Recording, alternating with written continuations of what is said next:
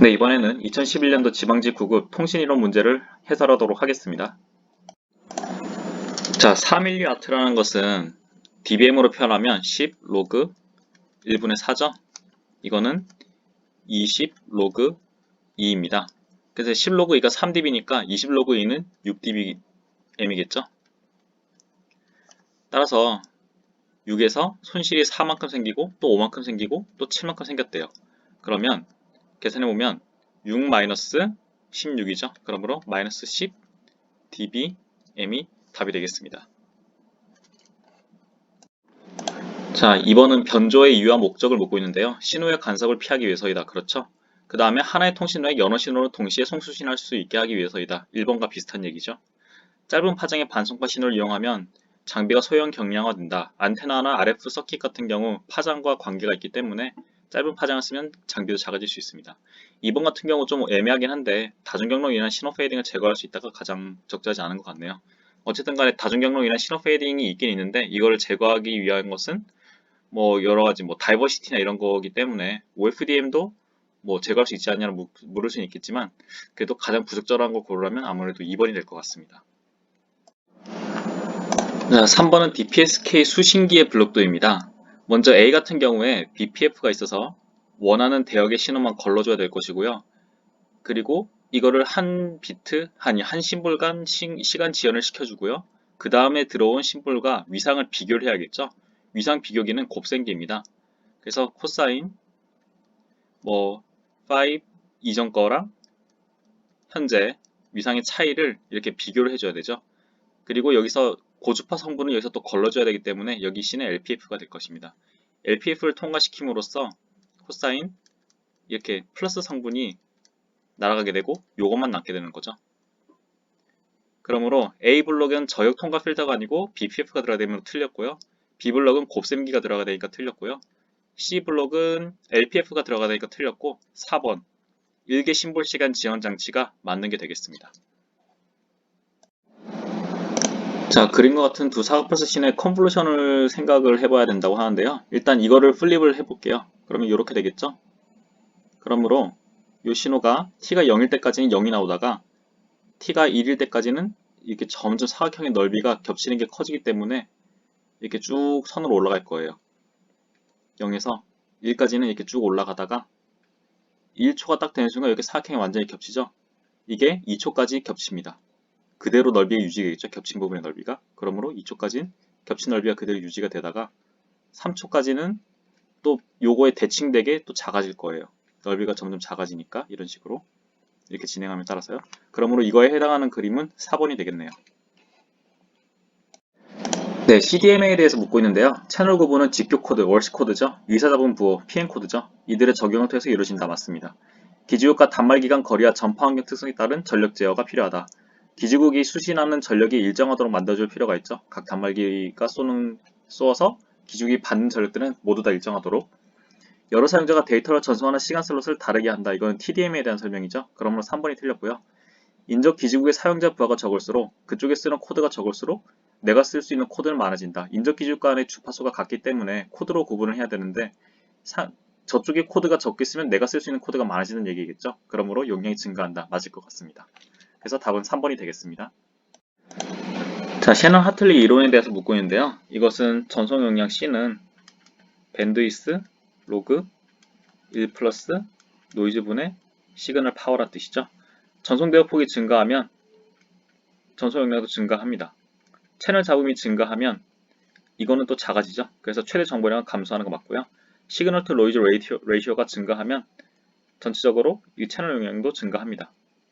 셰넌 하틀리 이론은 그래서 오류 확률의 한계를 정하는 게 아니고 요 최대 전송량의 한계를 정하는 거죠. 그렇기 때문에 4번이 틀린 게 되겠습니다. 자, 매체 접근 제어는 물리계층이죠. 파이계층 혹은 1계층이죠. 데이터그램은 근데 1계층 용어가 아니죠. UDP에서 쓰는 용어이기 때문에 이건 전송계층, 그러니까 4계층인가요? 4계층 용어이기 때문에 1번이 틀렸고요. CSMAC는 와이파이에서 쓰는 거고요. 캐리어 어보이던스죠. 토큰 패싱도 이제 버스에서 쓰는 방식, 버스에 쓰는 게 아니죠. 뭐 맞나요? 어쨌든 간에 뭐 토큰을 줘가지고 그 토큰을 가진 호스트만 정보를 전송할 수 있도록 하는 거고요. 슬로티드 알로하도 이게 알로하 같은 경우도 이제 맥 계층에 대한 용어죠. 그렇기 때문에 1번이 틀린 게 되겠습니다. 그래서 제가 알로하 프로토콜에 대해서 설명을 가져와 봤는데요. 이렇게 멀티플 액세스의 효시가 되었다고 하고요. 발신 노드가 패킷을 쏘면은 수신 노드는 유효한 패킷인가를 확인하고 에크를 쏩니다. 그래서 송신 노드가 에크가 올 때까지 기다리다가 에크가 안 온다. 그럼 다시 보내는 거예요. 이때 동시에 여러 노드가 패킷을 보내면 당연히 충돌이 발생하겠죠. 이렇게 보내면 서로 이게 충돌이 발생할 겁니다. 이때 수신 노드는 이건 그냥 무시해버립니다. 왜냐면 정보가 오염됐으니까요. 그래서 부호가 증가하면 계속 서로 막 보내려 할 거 아니에요. 그렇기 때문에 충돌이 일어나기 때문에 최대 체열 사용률은 뭐 낮습니다. 그래서 슬로티드 알로하는 동기화된 시간 틈새, 그러니까 뭐 TDMA와 비슷한 것 같아요. 그래서 특정 시간에 내가 쓸 수 있는 시간에만 정보를 쏘는 것, 이것이 그냥 이런 슬로티드 알로하 방식이 되겠고요. 어쨌든 간에 이것도 정보를 어떻게 쏠 것인가를 규정하는 매체 접근 제어 방식이 되겠습니다. 자, 곱셈기에 신호가 입력되었을 때의 상황을 묻고 있는데요. 요거의 주파수는 50, 요거는 100이죠? 아니죠. 죄송합니다. 500이죠? 28로 나누면. 그러므로 1번은 맞고요. 곱셈기의 출력 주파수는 요거의 합과 차죠? 그러므로 450과 550 맞습니다. 곱셈기의 출력의 위상은 3분의 파이, 6분의 파이 차이니까 6분의 파이와 6분의 2파이의 차이인 6분의 파이와 합인 2분의 파이가 되겠죠? 그러므로 3번이 틀렸고요. 입력 신호들의 주파수 스펙트럼은 수학적으로 임펄스 함수를 이용해 표현할 수 있다. 그렇죠? 이거 코사인이니까 델타 함수, 임펄스 함수 두 개로 표현이 되죠. 각각. 그렇기 때문에 총 이렇게 뭐 곱해지고 하니까 뭐 4개가 되겠죠. 아무래도. 그러므로 4번도 맞는 얘기가 되겠습니다. 9번은 PM에 대해서 묻고 있는데요. PM에서는 최대 이상 편의가 바로 변조도죠. 변조도가 그러므로 1입니다. 카슨 룰을 이용하면은 밴드위스는 2배 FM의 베타 플러스 1이죠. 그러므로 2배 메시지의 대역폭이 100이므로 100에다가 베타가 1이니까 1 더하기 1 하면 2죠. 그러므로 400kHz가 대역폭이 되겠습니다. 그래서 답은 2번입니다. 자, 이론적인 최소 대역폭은 묻고 있는데요. 나이퀴스트 이론에 따르면 C는 2BW죠. 따라서 C가 지금 10의 6승이라고 합니다. 이게 바로 2배의 밴드위스란 건데, 따라서 밴드위스는 5 곱하기 10의 5승이 밴드위스죠. 따라서 이거는 0.5 곱하기 메가헤르츠가 밴드위스가 됩니다. 따라서 답은 2번이 되겠습니다. 자, 이거는 프리엠퍼시스에 대해서 묻고 있는데요. 수신기의 출력 잡음 전류믹도 스펙트럼이 주파수 제곱에 비례한다. 그렇기 때문에 노이즈가 증가한다. 주파수가 올라가면. 그렇기 때문에 신호에 대해서도 주파수가 올라갔을 때 강조를 해줘야겠죠. 그러므로 주파수가 높은 쪽에 강조가 되는 것을 보시면 바로 이것이 되겠네요. 낮은 쪽의 주파수는 비교적 일정히 유지를 하다가 높은 주파수에 대해서는 이런 식으로 높여줍니다. 그러므로 답은 4번이 되겠습니다. 요거를 그냥 회로적으로도 볼 수가 있는데요. 낮은 주파수에서 C가 오픈이죠. 그렇기 때문에 이렇게 돼서 R1과 R2의 전압 분배가 걸리다가 그러므로 100%가 안 들어오기 때문에 여기 0보다 낮은 게인이 나오다가 일정 주파수 이상으로 올라가서 C가 쇼트가 된다고 하면은 입력이 그대로 나오죠. 그렇기 때문에 0dB 출력이 나오게 됩니다. 그래서 이렇게 보시면 0dB 출력이 나오는 고주파일 때 0dB 출력이 나오는 4번이 답이 확실한 걸 알 수 있습니다. 네, 12번은 OFDMA에 대한 설명을 묻고 있는데요. CDMA와 TDMA를 결합한 게 아니고 OFDM과 뭐 TDMA 결합한 거라고는 볼 수 있겠죠. 그래서 1번은 틀렸고요. 전송신호의 특정 보호로 곱해서 스펙트럼 확산시킨다. 이거는 스펙트럼 확산에 대한 얘기죠. 주어진 통신 대역을 작은 부발 선파 대역으로 나누어 사용자에게 할당한다. 그렇죠. 이게 맞는 말이고요. 이 4번 같은 경우에 BSK 방식은 거의 뭐 쓰이지가 않는 것 같아요. 아무리 찾아봐도 이건 안 나오고요. 제가 본 거는 이제 PSK랑 뭐 괌, 뭐 이런 걸 비교한 거였는데 BPSK일 때 뭐 제일 BR이 작은 것 같더라고요. 그래서 아무래도 앰플리튜드에도 정보가 실리기 때문에 뭐 BSK는 별로 안 쓰이는 게 아닌가 싶습니다. 그래서 답은 일단은 4번도 아닌 것이고 3번이 확실하니까요. 3번이 정답이란 거를 뭐 알고 계시면 되겠고 BSK 방식과 사용되진 않는 것 같다. 아무튼 ASK는 잘 안 쓰인다. 이렇게 생각하시면 될 것 같습니다. 뭐 정확하진 않으니까 일단 참고용으로만 그렇게 알아두시면 될 것 같습니다. 네, 13번은 전개하면 xy 플러스 x'g 플러스 x 플러스 x 프라임 yg죠. 전개하면 xy 플러스 x'g 플러스 xyg 플러스 x 프라임 yg입니다. 그래서 xy가 얘도 없앨 수 있죠. 그러므로 xy 하나만 남고요. 얘가 얘를 없앨 수 있죠. 그럼 x 프라임 g만 남습니다. 따라서 답은 3번이 되겠네요. 자, 7비트로 한 문자를 표현하는 표준 코드는 ASCII 코드죠. BCD는 숫자 표현이고요. 해밍 코드는 어떤 채널 코딩의 예고요. 그레이 코드는 이것도 숫자 표현을 다르게 하는 코드겠죠. 숫자 표현이라기보다 어쨌든 간에 나와 있는 코드를 뭐 숫자 코드죠. 어쨌든 간에.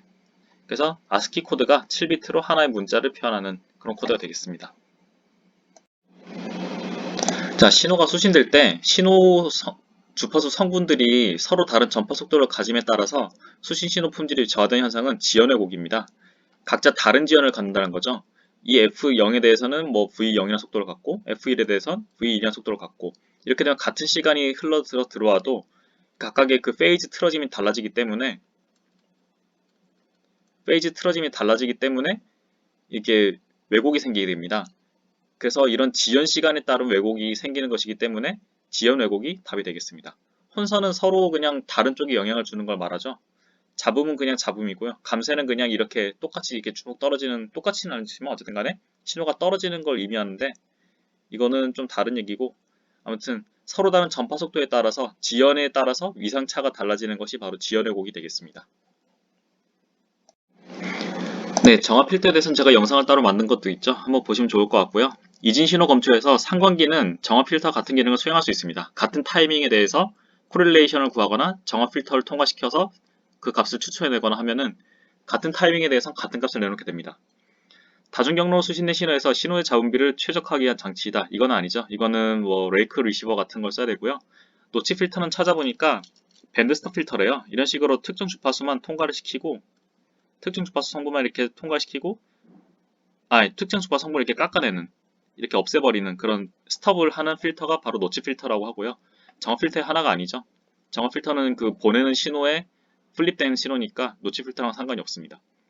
전송되는 디지털 신호 종류의 개수가 많을 때 복잡해지죠. 수신기에 그만큼 전송된 신호 개수만큼의 매치드 필터가 필요하게 되니까요. 그렇기 때문에 답은 1번이 되겠습니다. 자, 풀이의 변화에 대한 설명을 묻고 있는데요. 시간 영역에서 뭐 이런 식으로 처리가 생겼다면 이게 주파수 영역에서는 2의 -j 2파이 ft0로 이런 식으로 t0가 곱해진 어떤 값으로 선형적으로 나타나겠죠. 그래서 1번은 맞는 얘기가 되겠고요. 모든 복소수 신호의 스펙트럼은 대칭으로 나타난다. 뭐 굳이 그럴 이유는 없을 것 같고요. 시간 영역에서 신호의 실수 지수함수를 곱하면 감쇄죠. 주파수 영역에서 주파수천이 되는 스펙트럼 나타나는 게 아닙니다. 허수 지수함수를 곱해줘야겠죠. 2의 j 뭐 2파이 f0t 뭐 이런 식으로 이렇게 허수로 곱해줘야 될 겁니다. 시간 영역에서 펄스 신호의 펄스폭 감소는 예를 들어서 이런 펄스가 있었는데 이렇게 펄스가 줄어들었다. 이거는 고주파 성분이 많아지고 이런 DC 성분이 적어졌다는 얘기죠. 그렇기 때문에 주파수 영역에서 저주파 성분을 강화하는 게 아니고 떨어뜨릴 겁니다. 그러면 답은 1번이 되겠습니다. 자, 가장 높은 주파수가 3kHz인 기저대역 신호라고 합니다. 나이키스트 최소 표본을로 샘플링을 한다 했으니까 샘플링 레이트는 6kHz가 되겠죠. 이거를 1024개 레벨로 양자한다고 하면은 10비트로 양자한다는 것이죠. 그럼 발생되는 데이터 비트를 곱해주면 60kbps가 되겠죠. 그래서 답은 3번이 되겠네요. 자, 프레임 에러 확률은 한 비트라도 프레임 에러가 발생하면 프레임 에러라고 합니다. 그러므로 프레임 에러가 발생하지 않을 확률, 한 비트도 프레임 에러가 발생하지 않을 확률을 1에서 빼주면 되겠죠. 그럼 1에서 한 비트라도 에러가 나지 않을 확률은 1에서 에러가 날 확률을 뺀 거겠죠. 이게 n개가 있으면 n번 곱해주면 모든 비트에서 에러가 나지 않을 확률이 되겠죠. 그러므로 이렇게 계산을 하면 됩니다.